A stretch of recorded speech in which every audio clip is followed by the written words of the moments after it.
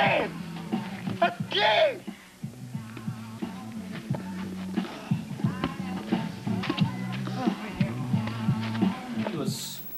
Tony was a good offensive player out there. He kind of went in streaks too, where, you know, depending on his mindset, he kind of struggled, but he could kind of do a little bit of everything. Kind of good showboating skills, obviously, but kind of good inside-outside game. You got him!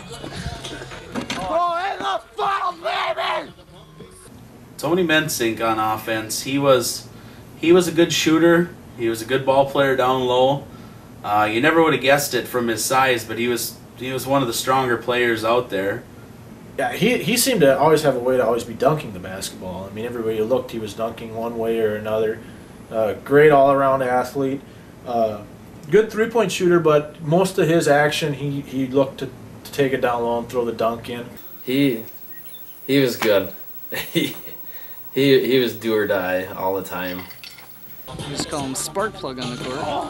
Ooh, he took a shot. Oh, but it's ripped off. Mensink's still on the ground.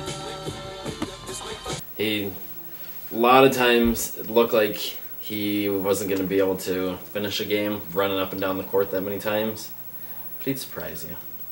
Tony Mensink, as far as of all the teammates that I played with out on the court, out at the Olive Garden, Tony is one that I could relate to the most.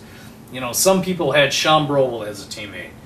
You know, I had Sean as a teammate, but the one I relate to the most is Tony Mensink. But he was strong down low, and he got the rebounds and put them up.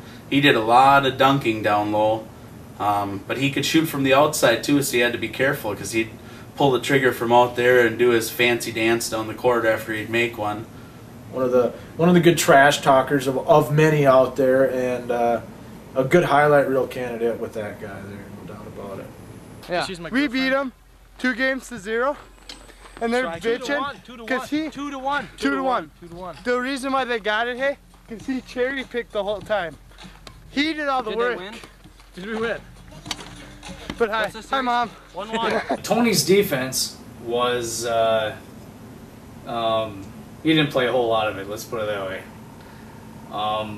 Tony, I think, out of all of the 3 sophomores that we played with, or the 3 freshmen, they're all the same group, I think Tony was the slowest. So Tony really didn't do much. Tony is more of an offensive weapon than a defensive weapon.